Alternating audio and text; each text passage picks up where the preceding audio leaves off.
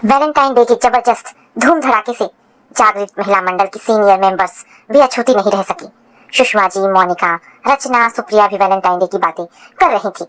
काश उनके समय में भी प्यार को इतना ही महत्व दिया जाता। उनके समय में तो प्रेम विवाह को पाप ही समझा जाता था। सबको अपने अनुभव याद आने लगे। मेरे घर में तो जब मेरी छोटी बहन ने विवेक के साथ अपने विवाह के लिए इजाजत मांगी तो घर में ऐसा तूफान उठा कि बस माँ ने तो उससे बहुत सालों तक बात भी नहीं की। सुषमा जी मुस्कुरा रही थी। मोनिका को भी याद हो आया, उसके भाई ने जब अपनी प्रेमिका से शादी की बात कही तो उसे घर से निकाले जाने की धमकी दी गई थी। सच, जमाना कितना बदल गया है। आज हमारे बच्चे किस आराम से गर्लफ्रेंड बॉयफ्रेंड की बातें करते हैं। सुप्रिया हंस रही थी। क्या बात है रचना, तुम एकदम चुप हो। भाई तुम तो भावुक लेखिका ठहरी। तुम्हारी जिंदगी में कोई वैलेंटाइन डेज ना आया हो, ये तो हो ही नहीं सकता। रचना की चुप्पी पर सुप्रिया ने उसे छेड़ा था। सच तो ये है, हमें प्यार को पहचानने की अकल ही नहीं थी। खोई खोई सी रचना बात कह चुप हो गई। ये कैसी बात कह रही हो रचना, प्यार तो सर पर चढ़कर बोलता है। मोनिका विस्मित थी। लगता है मोनिका ने प्रेम का स्वाद पूरी तरह चखा है। क्यों मोनिका? सुषमा जी के चेहरे की मुस्कान ने उम्र की लकीरें कम कर दी थी। प्रेम रस जिसने नहीं पिया अब भागा रहा। क्यों रचना, ठीक कह रही हूँ ना? मोनिका के चेहरे पर शरारती मुस्कान थी। हाँ मोनिका, प्रेम रस ही तो जीने का मंत्र देता है। जीवन को उत्साह और उल्लास से आपाद मस्तक भिगो देता है। रचना क्षितिज में ताक रही थी। लगता है गहरी चोट खाई है। रचना प्लीज अपनी प्रेम कहानी सुनाओ ना। प्रेम कहानी इस उम्र में? रचना सोच में पड़ गई। जिस अतीत को धो पोछ जबरन भुला दिया, उसे दोहरा पाना क्या आसान होगा? रचना अब शुरू भी हो जा, हमसे और इंतजार नहीं होता। सुप्रिया का बचपन जैसे लौट आया था। मैंने कहा ना, अपने मन को ना तब समझ पाई ना आज जान पाई। उस भूली कहानी को मन के किसी कोने में पड़े रहने देने में ही समझदारी है। रचना ने बात टालनी चाहिए। इसका मतलब चिंगारी आज तक दबी पड़ी है। आज तो कहानी सुनानी ही होगी। मोनिका जिद पर उतर आई। रचना आज वो पुरानी कहानी सुना ही डाल। सच कहे तो वैलेंटाइन डे पर अतीत को सजीव कर पाना ही इस दिन की सार्थकता होगी। उम्र में बड़ी होने की वजह से सुषमा जी रचना पर अपना अधिकार मानती थी। ठीक है, कोशिश करते हैं, पर बचकानी बातों पर हंसिएगा नहीं प्लीज। रचना संकुचित थी। अरे शुरू तो करो, शायद तुम्हारी कहानी के साथ हम भी उम्र के उस पड़ाव पर पहुंच जाए जब हमारे सीने में भी जवान दिल धड़कता था। मोनिका खुश दिख रही थी। अच्छा, कोशिश करती हूँ। रचना ने कहानी सुनानी शुरू की थी। इंद्रनगर के उस कंपाउंड में गिनती के 7-8 घर ही थे। अनिकेत और रचना के परिवारों के बीच प्यार का रिश्ता अब रिश्तेदारी जैसा लगने लगा था। तीज त्योहार साथ मनाए जाते। 4 भाई बहनों वाले अनिकेत के घर में विधाता ने सरस्वती के साथ लक्ष्मी का भंडार भी उदारता से लुटाया था। तीसरे नंबर का अनिकेत रचना से 2-2.5 वर्ष बड़ा रहा होगा। सामान्य चेहरे मोहरे के साथ अपनी वेशभूषा के प्रति कतई लापरवाह अनिकेत रचना और उसकी बहनों की नजर में खासा डल और बोर लड़का था। बचपन से रोमांटिक कहानियां नॉवेल पढ़ने वाली रचना की कल्पना का रोमानी नायक वह निहायती मामूली सा दिखने वाला अनिकेत तो हो ही नहीं सकता था। वैसे रचना भी कोई हूर की परी नहीं थी, पर 18 की होते ना होते उसकी सांवली रंगत में ऐसा निखार आया कि वो कुछ खास लगने लगी। सपनों में खोई रचना को अपने प्रिंस चार्मिंग की प्रतीक्षा रहने लगी थी। अचानक रचना को महसूस होने लगा, अनिकेत की उत्सुक नजरों में रचना के लिए चाहत उमड़ती। उसकी आंखें उसका पीछा करती। रचना से बात करने के लिए अनिकेत बहाने ढूंढता। बहनें अनिकेत को ले जब रचना को छेड़ती तो वो चिढ़ जाती। हमारे लिए वो बुद्धू ही रह गया है। खबरदार जो किसी ने हमारे साथ उसका नाम जोड़ा। हाँ हाँ, ऊपर से जो भी कह ले, मन में गुदगुदी तो जरूर उठती होगी। गुदगुदी अनिकेत के नाम पर? रचना विस्मित होती। क्यों नहीं, ऐसा भी कोई गया गुजरा नहीं, हर बैच का टॉपर है। यही क्या कम है कि तेरे चाहने वालों में एक नाम तो जुड़ा। प्रिया चिढ़ाती। उनकी बातों से अनजान अनिकेत का ये हमेशा कोशिश रहती उसका अधिक से अधिक समय रचना के साथ बीते। पिकनिक या पार्टीज में अनिकेत की नजरें रचना पर ही रहती। उसकी हर जरूरत वो अनजाने ही जान जाता। फिर उसे पूरा करना अनिकेत का कर्तव्य बन जाता। हद तो तब होती जब सब्जी खत्म होने के पहले ही उसकी प्लेट में सब्जी आ जाती। गुंजन अनिकेत को छेड़ने से बाज नहीं आती। क्या बात है अनिकेत, तुम्हें रचना के अलावा कोई और दिखता ही नहीं। भाई हमारी प्लेट भी खाली है, हम पर भी नजरें इनायत हो जाए। अनिकेत गुंजन की बात हंसकर टाल देता, पर उसकी बड़ी दीदी सुजाता ने गुंजन को आड़े हाथों लिया था। इस तरह का मजाक ठीक नहीं है। ये तो सीधे सीधे संकेत देने की बात हुई। जो बात अनिकेत के दिमाग में नहीं, वही बात डालने की कोशिश करना अच्छा नहीं है गुंजन। आगे से मेरी बात याद रखना। वाह दीदी, आपने भी एक ही कही। जो जग जाहिर है वही असलियत हमने बयान की है। सब जानते हैं अनिकेत रचना के आगे पीछे लगा रहता है। गुंजन हमेशा की मुंहफट थी। एक झूठ को असलियत का जामा पहनाना तुम्हें ही संभव है गुंजन। बड़ी दीदी सुजाता नाराज हो उठी। गुंजन की बात का अनिकेत पर कोई असर पड़ा नहीं दिखता, पर सुजाता दीदी अनिकेत की गतिविधियों के प्रति विशेष सतर्क हो उठी। अब अक्सर अनिकेत के साथ उसकी बड़ी दीदी सुजाता भी रचना के घर साथ आती और उनकी पूरी कोशिश रहती कि अनिकेत भी उनके साथ ही वापस जाए। इत्तेफाक से यूनिवर्सिटी की बीए एग्जाम में रचना ने पॉलिटिकल साइंस में टॉप कर डाला। इत्तेफाक कहने की वजह ये थी कि टॉप करने लायक पढ़ाई रचना ने नहीं की थी। चचेरी, ममेरी और अपनी बहनों के जमघट के बीच पढ़ने पढ़ाने का माहौल बन ही नहीं पाता था। रोज गुलमोहर चौक के कॉफी हाउस में कोल्ड कॉफी, आइसक्रीम के अलावा फर्स्ट डे फर्स्ट शो में पिक्चर देखने की उनमें होड़ लगती। मिलकर किसी एक ही खिंचाई करने जैसे शौकों में पढ़ाई का नंबर काफी बाद में आता। इसीलिए सबने ये बात मानी कि रचना का दिमाग सचमुच तेज था। क्लास में पढ़ी सुनी बात उसके दिमाग में कंप्यूटर की तरह छप जाती। टॉप करने वालों की मेरिट लिस्ट में उसका नाम भी अनिकेत ने ही देखा था। सच तो ये था कि अपने अच्छे अंक देखकर भी रचना ने टॉप करने की कल्पना नहीं की थी। कॉन्वोकेशन में स्वर्ण पदक पाने की कल्पना रचना को गुदगुदा गई। पहली बार कॉन्वोकेशन के लिए रचना ने गुंजन की पिंक साड़ी मांगी थी। साड़ी पहनने की कोशिश में रचना को कितना ज्यादा समय लगा इसका पता तो तब चला जब वे कॉन्वोकेशन पंडाल पहुंचे। अनिकेत के साथ रचना आगे वाली सीट पर बैठी थी, पीछे गुंजन और प्रिया थी। बाकी लोग काफी पहले जा चुके थे। दूर से ही यूनिवर्सिटी कैंपस में बना भव्य पंडाल चमक रहा था। पंडाल गेट पर उन्हें उतार अनिकेत कार पार्क करने चला गया। गेट पर डॉक्टर महेश खड़े थे। पंडाल में कार्यक्रम शुरू हो चुका था। डॉक्टर महेश ने देर से पहुंचने वालों के अंदर प्रवेश पर रोक लगा दी थी। रचना वगैरह को भी अंदर जाने से रोक दिया गया। पीछे से आए अनिकेत ने उन्हें बताना चाहा, सर रचना को गोल्ड मेडल मिलने वाला है, प्लीज इन्हें अंदर जाने की इजाजत दें। सो व्हाट, मेडल कल कलेक्ट कर सकती हैं। वक्त की अहमियत ना समझने वाले को कोई छूट नहीं दी जा सकती। आज वापस जा सकती है मिस। प्लीज सर, सिर्फ आज के लिए माफ कर दीजिए, विनती करती रचना की आंखें पनीली हो आई। नो नेवर, बेकार अपना और मेरा टाइम वेस्ट ना करें। डॉक्टर महेश अपनी कड़ाई के लिए मशहूर थे। उनकी ना को हाँ में बदलवा पाना असंभव था। रचना स्तब्ध खड़ी थी। हमेशा की वाचाल गुंजन और प्रिया भी मूक दर्शक बन गई थी। साड़ी पहनकर आने की इतनी बड़ी सजा, काश उसने अपना ड्रेस पहना होता। अनिकेत उनके पास से हटकर पास वाली कनात की ओर बढ़ गया। वहां खड़े वॉलंटियर लड़कों को वस्तुस्थिति बताने पर उन्हें रचना पर तरस आ गया। जीवन की इतनी बड़ी उपलब्धि यूं ही व्यर्थ चली जाए तो किसे दुख नहीं होगा। अनिकेत ने संकेत से उन्हें बुलाया। कनात थोड़ी सी नीचे से ऊपर उठा देने से अंदर घुस जाने लायक जगह बन पाई थी। उसी जगह से झुककर वे पंडाल के अंदर पहुंच सकी थी। पीछे से अनिकेत भी आ गया। अचानक जैसे वह रचना का अभिभावक बन गया था। अंदर पंडाल खचाखच भरा था। मेडल पाने वाले विद्यार्थी मंच के ठीक सामने वाली कुर्सियों पर बिठाए गए थे। वहां तक पहुंच पाना अनिकेत की सहायता से ही संभव हो सकता था। लोगों से रिक्वेस्ट करता, चलने की जगह बनाता अनिकेत रचना को उसके बैठने की जगह तक पहुंचा आया। अनिकेत रचना के पास खड़ा था कि एक वॉलंटियर ने टोक दिया, अब आप सरकिए मिस्टर, यहाँ क्यों खड़े हैं? वह इन्हें मेडल मिल रहे हैं इसीलिए। अनिकेत हड़बड़ा गया, तो इन्हें आराम से बैठा रहने दीजिए मिस्टर, यहाँ की टैपिंग पॉसिबल नहीं है। मुस्कुराकर वॉलंटियर ने व्यंग किया। अनिकेत के चेहरे की निराशा ने रचना के मन में हल्का सा गर्व भाव जगा दिया। उसे कुछ खास मिल रहा है जो अनिकेत नहीं पा सका। रचना की सीट यूनिवर्सिटी टॉपर के साथ थी। वह पुलक से भर उठी। मुख्य अतिथि के बाद पदक विजेताओं के नाम पुकारे जा रहे थे। अपने नाम पर धड़कते दिल के ऊपर पड़ा गाउन, उस पर साड़ी थी कि बार बार पाँव में अटक रही थी। कैमरों की क्लिक के बीच मेडल ग्रहण करती रचना मानो एक सपना जी रही थी। हमेशा की तरह कॉन्वोकेशन के बाद डेलीगेसी की लड़कियों के लिए पार्टी अरेंज की गई थी।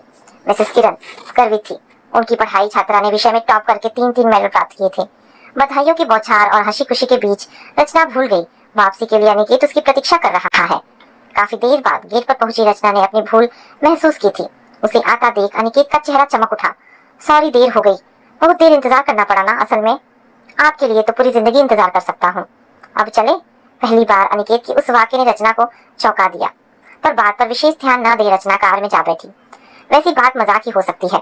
घर की जगह अनिकेत ने कार क्वालिटी के सामने रोक रखी थी। कार यहाँ क्यों रोकी? घर नहीं जाना है क्या? घर चलते हैं, पर पहले बधाई के साथ मेरी ओर से आइसक्रीम तो हो जाए। अनिकेत मुस्कुरा रहा था। अभी भी तो हम पार्टी में खाकर आए हैं, आइसक्रीम के लिए तो जगह कहाँ बची है?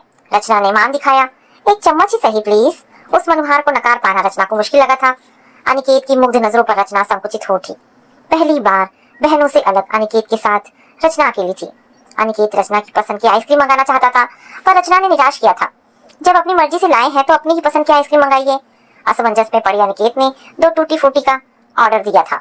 रचना पूछ बैठी, ये तो हमारी पसंद की आइसक्रीम है, आपको तो पिस्ता बादाम पसंद है। आप मेरी पसंद नापसंद जानती हैं? अनिकेत का चेहरा खुशी से जगमगा उठा। घर पहुंची अनिकेत को गुंजन, प्रिया, रीना ने आड़े हाथों लिया था। ये क्या अनिकेत जी, अकेली रचना को आइसक्रीम खिला लाए, हमारा हिस्सा कहाँ गया? हाँ, ये तो गलती हो गई, चलो कल सब चलते हैं, अनिकेत ने आश्वस्त किया। सोच लो अनिकेत, तुम्हारे पापा के बहुत पैसे खर्चे हो जाएंगे, डांट तो नहीं पड़ेगी? गुंजन ने छेड़ा था। उसकी फिक्र ना करें, आज ही स्कॉलरशिप के पैसे मिले हैं। वैसे भी अपने खर्चों के लिए पापा से बहुत दिनों से पैसे लेने बंद कर चुका हूँ। अनिकेत के चेहरे पर हल्का सा गर्व छलक आया।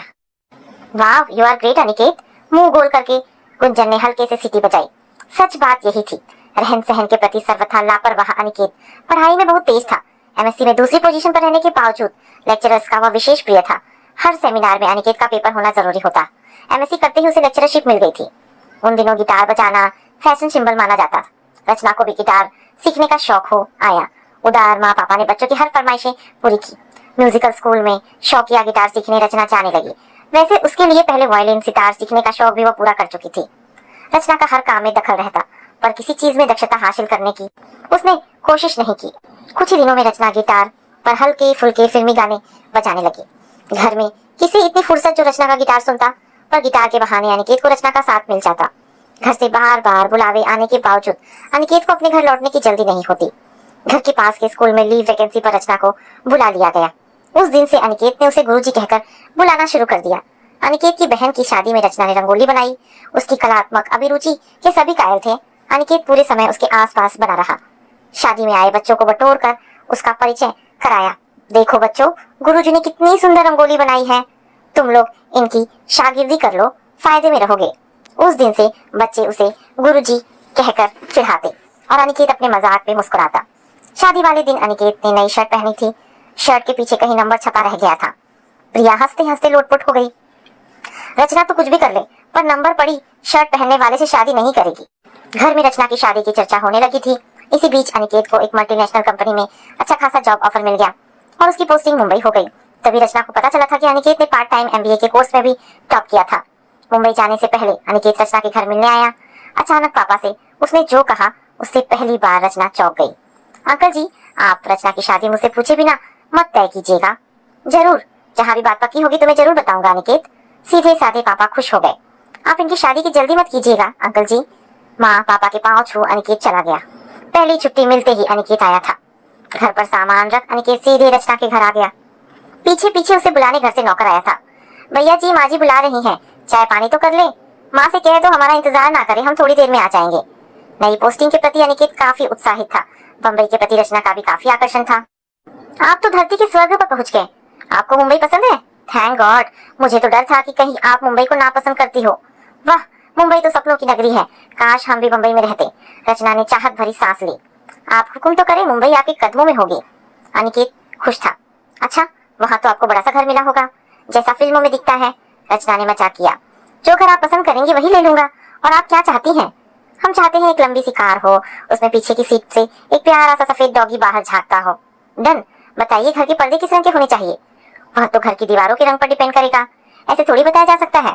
तो चलिए, घर की दीवारों से मैच खाते अपनी पसंद के पर्दे खरीद दीजिए। दो मुग्ध आंखें रचना को गर्वित कर गई। अनिकेत का आना जाना लगा रहा। उसकी रचना के घर आने की उत्सुकता में कोई कमी नहीं आई। रचना के मन में भी हल्की सी पुलक जागने लगी। कोई उसे इतना चाहता है, उसकी इच्छा अनिच्छा को इतना सम्मान देता है। अनिकेत पर उसकी सुजाता दीदी का पहरा बढ़ता जाता। जब भी वो आता, दीदी उसके साथ आती और साथ ही ले जाती। पुरानी बातें याद करती रचना को याद आता। बहनों की लंबी चौड़ी जमात में कुछ भी पर्सनल नहीं रह जाता था। किसी के प्रति चाहत या लगाव भी सामूहिक चर्चा का विषय होता। सर्वसम्मति से लिए गए निर्णय व्यक्तिगत बन जाते। अनिकेत के मामले में भी वही बात रही। बहनों की सम्मति में रचना जैसी मेधावी, हाजिर जवाब, स्मार्ट लड़की के लिए अनिकेत जैसा गंभीर, कुछ हद तक बोर किस्म का लड़का कतई ठीक नहीं था। रचना ने अपना दिमाग लगाने की जरूरत ही नहीं समझी, वरना ये सोचना काफी ठीक होता कि अनिकेत के साथ वह सुखी जीवन जी सकती थी। एक बात रचना आज तक नहीं समझ पाई कि अनिकेत उसे चाहता था। इसमें शक की संभावना भी नहीं। फिर वो अपने मन की बात स्पष्ट शब्दों में रचना से क्यों नहीं कह सका? अप्रत्यक्ष रूप से उसने कई बार इशारे दिए, पर सीधे शब्दों में अपने मन की बात कहने की हिम्मत क्यों नहीं कर सका? अनिकेत को लेकर बहनों के मजाक में उसने भी साथ दिया, पर क्या मन के अंतर में उसके लिए चाहत का अंकुर नहीं फूटाया था? अपनी आर्थिक स्थिति के कारण माँ पापा रचना के साथ अनिकेत के विवाह का प्रस्ताव रखने में संकोच करते रहे। आर्थिक दृष्टि से अनिकेत का घर उनकी अपेक्षा बहुत संपन्न था। हालांकि अनिकेत की माँ रचना की तारीफें करती न थकती। रचना तो जिस घर में जाएगी घर उजाला कर देगी, बड़ी गुणी लड़की है। रचना की विवाह की बात एक डॉक्टर से चल रही थी। बात काफी आगे बढ़ चुकी थी। स्वयं रचना भी उस प्रस्ताव में इंटरेस्टेड थी। अनिकेत सुनते ही व्याकुल हो उठा। नहीं अंकल जी, जब तक अच्छी तरह खोज भी ना कर ले विवाह मत तय कीजिएगा। ठीक कहते हो अनिकेत, जमाना बड़ा खराब है। पापा को अनिकेत की बात में तथ्य दिखा। आप कुछ दिन के लिए रुक जाइए, थोड़े दिनों बाद सब ठीक हो जाएगा। अंकल जी मैं कुछ कहता अनिकेत अचानक चुप हो गया। शायद उस दिन बात उसके होठों तक आ गई थी, पर ना जाने किस वजह से बाहर ना आ सकी। इस बीच एक अच्छा प्रस्ताव मिल गया। लड़का विदेश से आया था, चट मंगनी पट ब्याह हो गया। निमंत्रण भी फोन द्वारा दिए गए। अनिकेत को खबर करने की किसे याद रहती। विदाई के दिन राख से बुझे चेहरे के साथ अनिकेत आ पहुंचा। माँ चौंक गई। अनिकेत बेटा तुम अच्छे वक्त पर आ गए। क्या करे, शादी इस हड़बड़ी में हुई, किसी को बुलाने का भी समय नहीं मिला। शादी के बाद रचना जी को देखने का बहुत मन था, सुनते ही चला आया। रचना के प्रसन्न चेहरे पर एक नजर डाल माँ के लाख रोकने पर भी अनिकेत नहीं रुका था। रचना चुप हो गई, सब हैरान थी। उसके बाद कभी अनिकेत से मिली रचना? सुषमा जी ने खामोशी तोड़ी थी। नहीं, अब वह कहाँ है? सुप्रिया उदास सी थी। शायद अमेरिका में। एक बात बता, उसने शादी की या नहीं? मोनिका का सबका सवाल था। मेरी शादी के 5 वर्षों बाद किसी बड़े आदमी की बेटी से उसकी शादी हो गई। सुना था शादी के लिए माँ और सुजाता दीदी ने भूख हड़ताल की धमकी दी थी। हल्की सी मुस्कान रचना के होठों पर तिराई। उसकी शादी की खबर सुनकर कैसा लगा था रचना? वाह, सुषमा जी क्या सवाल पूछा है। रचना ने कभी अनिकेत को चाहा ही नहीं तो इसे क्यों भला बुरा लगता? क्यों रचना? मोनिका ने विश्वास पूर्वक कहा। नहीं मोनिका, सच ही नहीं है। आज सच्चाई स्वीकार करती हूँ। उसकी शादी की खबर सुनकर दिल में जो टीस उठी, सह पाना मुश्किल था। पर क्यों रचना? इसलिए कि उस दिन पहली बार महसूस हुआ मैंने वो चीज हमेशा के लिए खो दी जो मेरे जीवन की अमूल्यतम निधि थी। सच तो यह है कि विवाह के बाद अनजाने ही कई बार पति और अनिकेत की तुलना कर जाती, और तुलना में अनिकेत बहुत ऊपर रहता। कोई किसी को चाहने की सीमा तक चाहे और अचानक चाहत का वह एहसास सर्वथा शून्य हो जाए तो? रचना का सवाल अनुत्तरित ही रहा। अगर आज फिर कहीं अनिकेत मिल जाए तो तेरा क्या रिएक्शन होगा रचना? नहीं, अब उसे कभी नहीं मिलना चाहूंगी मोनिका। अनिकेत की आंखों में अपने लिए बेपनाह चाहत देखने की आदत बन चुकी थी। चाहत रहित अनिकेत की आंखों क्या झेल सकूंगी? रचना कहीं दूर आकाश में ताक रही थी।